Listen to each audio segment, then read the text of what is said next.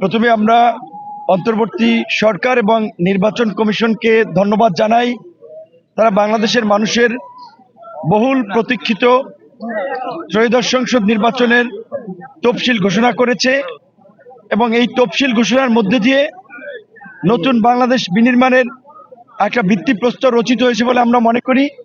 অন্তর্বর্তীকালীন সরকারের যে তিনটি প্রধান দায়িত্ব ছিল, বিচার, সংস্কার এবং নির্বাচন, আমরা দেখেছি গণ অভ্যুত্থানে যারা গণবিরোধী অবস্থান নিয়ে ছাত্র জনতার উপরে হামলা, মামলা, নির্যাতন, হত্যাযজ্ঞ চালিয়েছে, তাদের বিচার চলছে।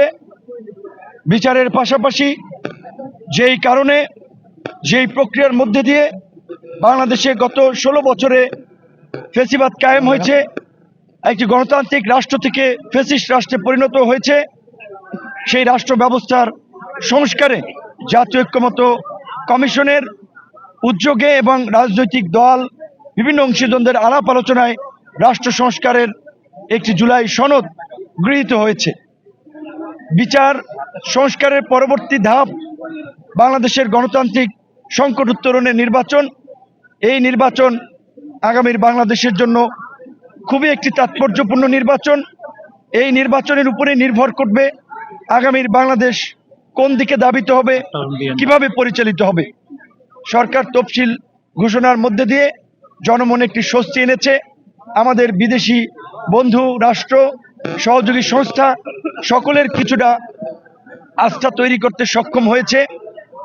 এই ঐতিহাসিক নির্বাচন এবং আগামীর এই ঐতিহাসিক সংসদ, আপনারা জানেন যেই সংসদ একই সাথে দুটি দায়িত্ব পালন করবে।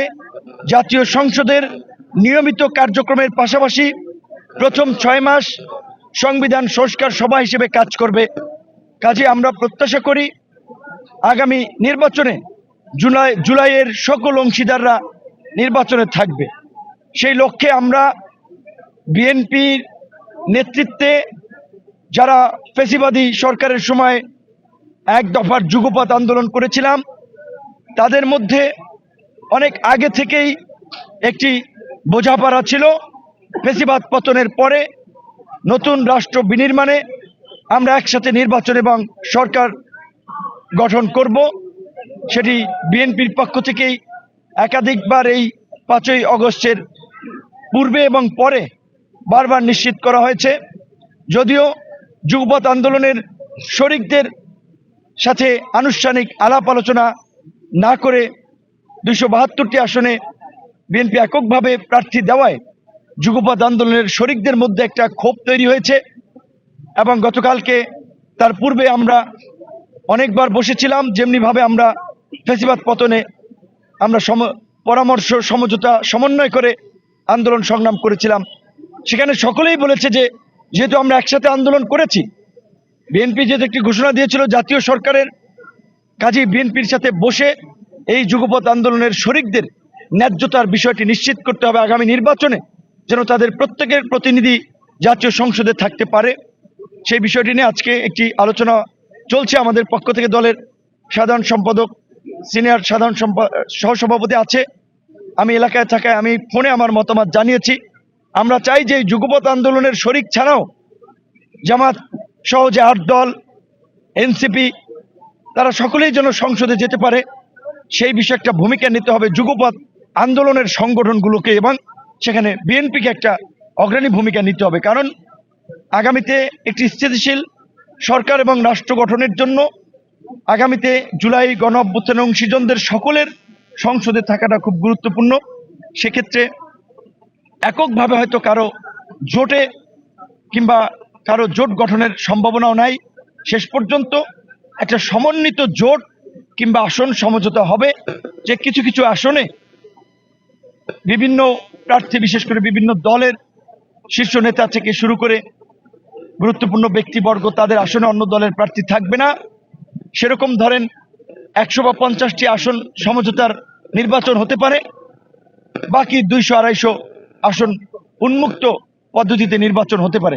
সেটি নিয়ে আলাপ আলোচনা চলছে এবং যেহেতু আমাদের অনেক সময় আছে এখনো, আশা করি আলাপ আলোচনার মধ্যে দিয়ে একটা ঐক্যমতে আমরা পৌঁছাবো। আসিফ মাহমুদের রাজনৈতিক হাতেখড়ি হয়েছে ছাত্র অধিকার পরিষদের মাধ্যমে আপনারা জানেন, এবং শুধু আসিফ মাহমুদ নয়, এনসিপি থেকে শুরু করে বৈষম্যবিরোধী ছাত্র আন্দোলন, ছাত্র শক্তি বলেন, যুব শক্তি বলেন, নতুন যে রাজনৈতিক দল এবং তার অঙ্গ সংগঠনের নেতা কর্মীরা অনেকেরই রাজনৈতিক হাতেখড়ি কিংবা শুরুটা ছিল এই পরিষদকে ঘিরে। সাময়িকভাবে বিভিন্ন মত পথের কারণে অনেকেই অনেক জায়গায় আছে, তবে বর্তমান প্রেক্ষাপটে অনেকেই যোগাযোগ করছে তাদের পুরানো ঘরে ফেরার জন্য। ইতিমধ্যেই বেশ কয়েকজন ফিরেছে, আমরা তাদেরকে স্বাগত জানিয়েছি। আসিফ মাহমুদ সজীব ভুঁইয়া একেবারেই বিশ্ববিদ্যালয়ের প্রথম বর্ষ থেকে এই পরিষদের সংগ্রামের সাথে ছিল, তাকে নিয়ে আমরা আন্দোলন সংগ্রাম করেছি। অসংখ্য ছবি ভিডিওতে আপনারা দেখেছেন। 2023 সালের 7ই ফেব্রুয়ারি ঢাকা বিশ্ববিদ্যালয়ের ভাইস চ্যান্সেলরের বাসার সামনে ছাত্র অধিকার পরিষদের যে সম্মেলনে আসিফ মাহমুদ সজীব ভুঁইয়া সভাপতি হয়েছিলেন, তাকে পাশে রেখে বলেছিলাম আগামী 24 সালে নতুন সরকার গঠিত হবে ছাত্র অধিকার পরিষদের নেতৃত্বে। সেটা কিন্তু হয়েছে। কাজে আসিফ মাহমুদ সজীব ভুঁইয়া যদি এই পরিষদে আসে আমরা ওয়েলকাম করি। তিনি সরকারে ছিলেন, নির্বাচন করবেন, নির্বাচনের অভিপ্রায় থেকেই মূলত তিনি পদত্যাগ করেছেন। তিনি কুমিল্লা থেকে, কুমিল্লার মুরাদনগর অথবা ঢাকা 10 বা 12 আসন থেকে নির্বাচন করতে চাচ্ছেন।